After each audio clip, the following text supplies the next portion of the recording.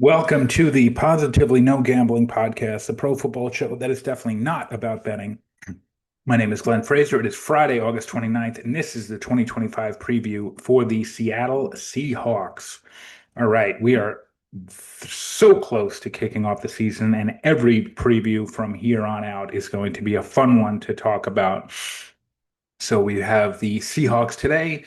Format, two big questions from the start of the offseason, recapping the 2024 season, previewing and overviewing the 2025 roster and schedule, looking at some Barnwell advanced stats and some trends early against the spread leans.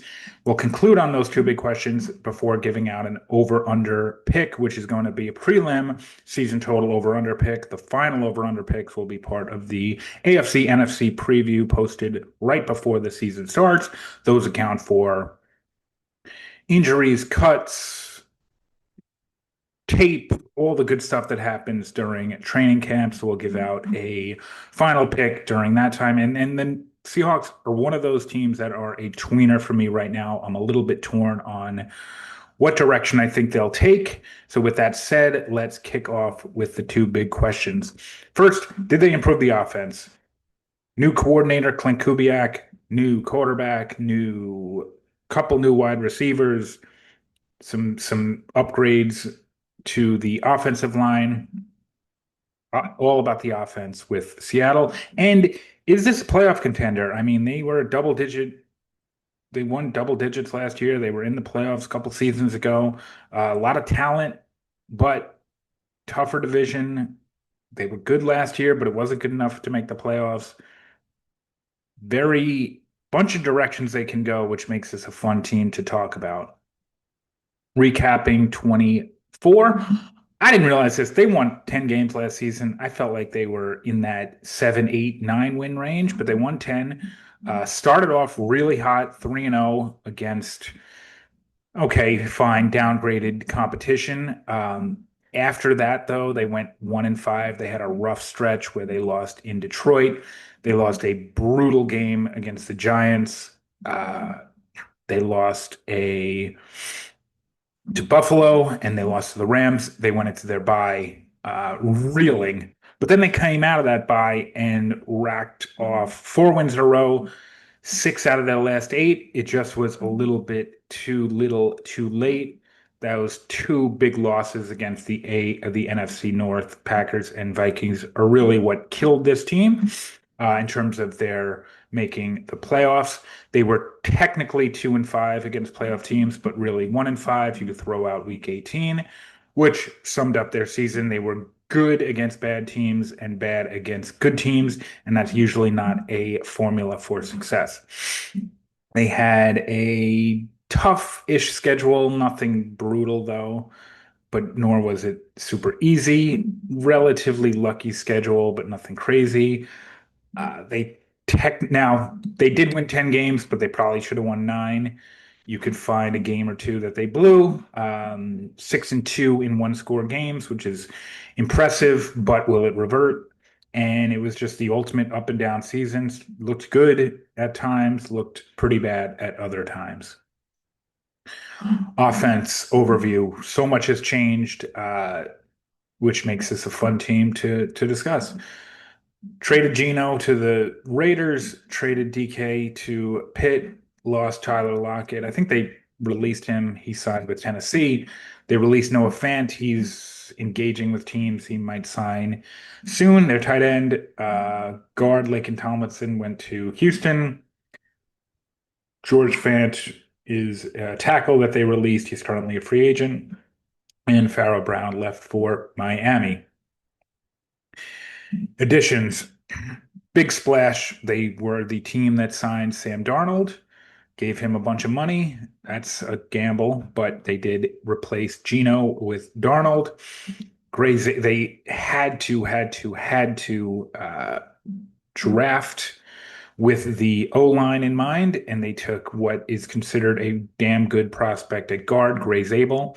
These guys tend to be plug and play. They also added Cooper Kupp, which many people don't see as a big upgrade.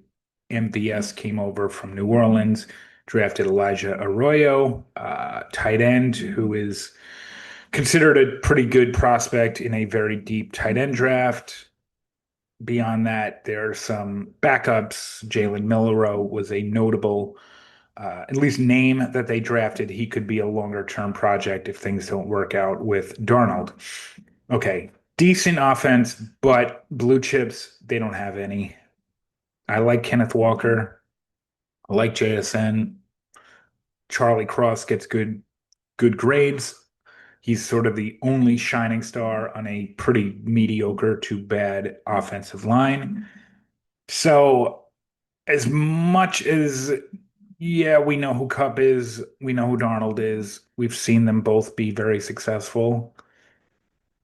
It's tough to get too excited about this offense. And in a division that has a resurgent Niners, a Super Bowl contender in the Rams, and a potentially much better defensive unit in Arizona, it's gonna be tough to expect this team to score a ton of points week after week. The X factor is Sam Darnold. I mean, he did have an incredible season that saved his career in Minnesota, got a nice payday, which is great for him. No make or breaks, given that this is a new squad. Clint Kubiak is definitely a name and a young, talented coordinator.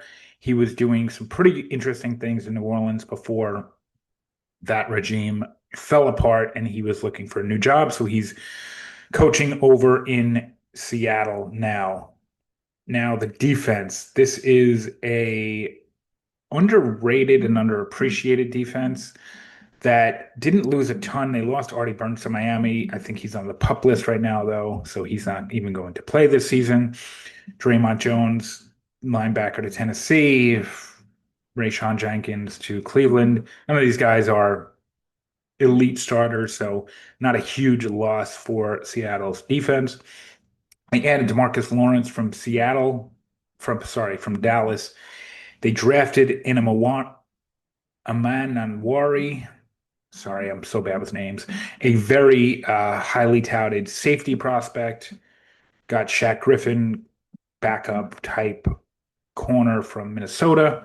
In terms of blue chips, Leonard Williams, without a doubt, could be on his best days, maybe behind him, but still a pretty damn good defensive lineman. Julian Love, safety, a lot of people like Devin Witherspoon, D-back, sort of nickel. And I'm putting in Mawari in here as a high potential given his grades in the draft. X Factor, Reek Woolen. You could argue that he's a high potential. He should be shaded green here.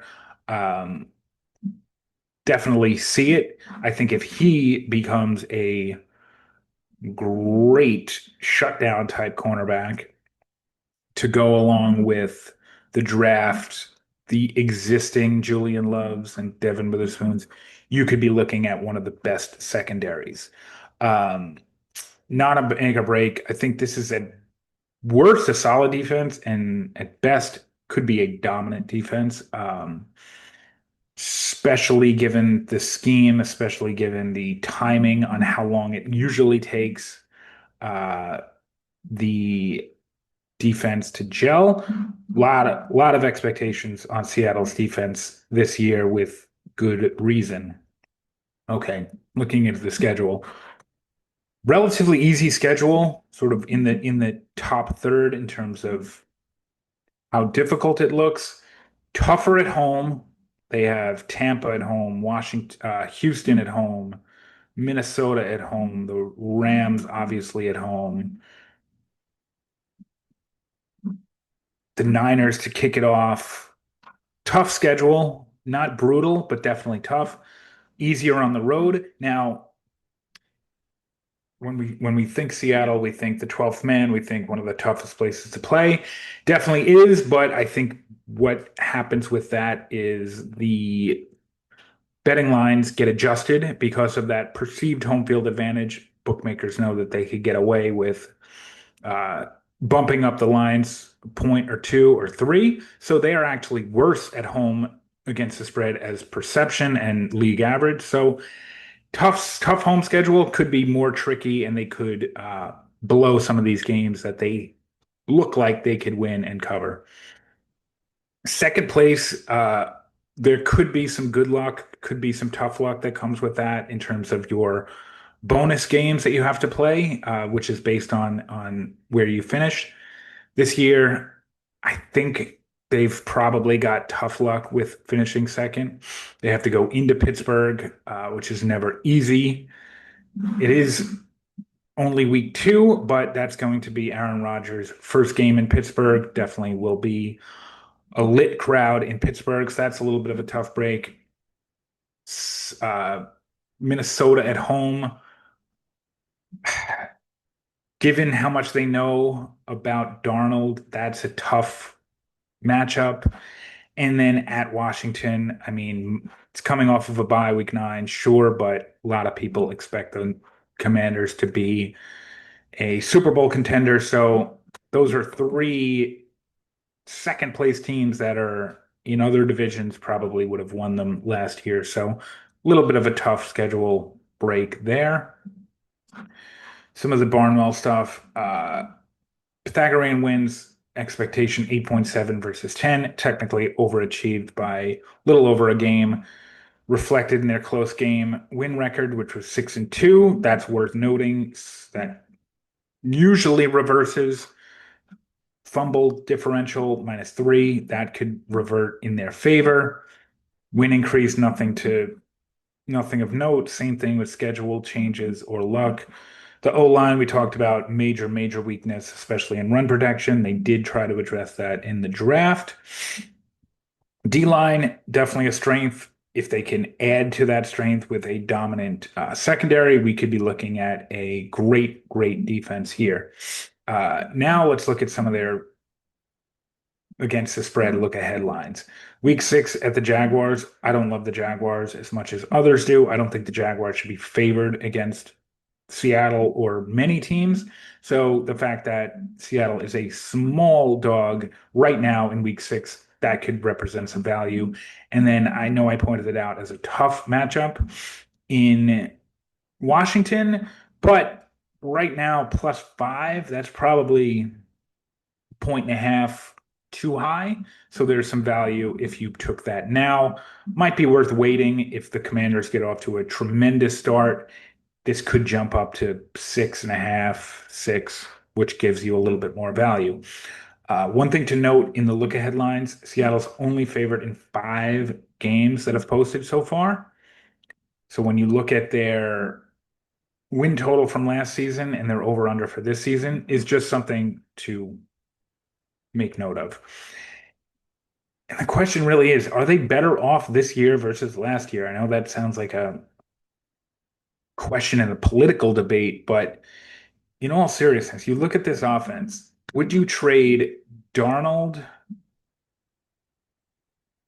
Cooper Kupp, and MVS for Geno, Metcalf, and Lockett? I have a tough one with that. I think that this offense can really be bad, and it's not a great division to have a bad offense in. So, which brings me to whether they've addressed the two big questions. Did they improve the offense? I'm giving that a big maybe. And is this a playoff contender? I'm going to say no, I don't think so. So 7.5 right now, reluctantly going to go under. I know they'd need to drop 4 games for this to hit versus last season. Um, 7 to 9 wins is my projection right now. They might compete for this division because I think this division is going to be very competitive, and probably all 4 teams at any given time of the season will be in first place. But I'm not too confident. I just like the Niners and the Rams, and maybe even the Cardinals better than the Seahawks. There's plenty of metrics point towards negative regression. They lost Geno, they lost DK Metcalf, but the over-under was the same at 7.5. Should this have been bumped down to 6.5? That's probably aggressive, but I don't know. I don't know. This is a very tough one.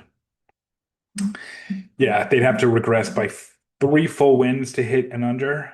So they have to lose three more games. Does this look like a 7-win team or a 6-win team? I don't know, because it could look as it's as likely that this could be a 10-win team as they are a 6-win team. It's a very tough one, and I might change my course here, but right now we'll gamble that this is an under. And with that said, that wraps up Seattle. And then tomorrow we're down to three teams, and tomorrow is going to be the preview for the Tampa Bay Bucks, which is an awesome team to discuss going into 25. All right, thanks.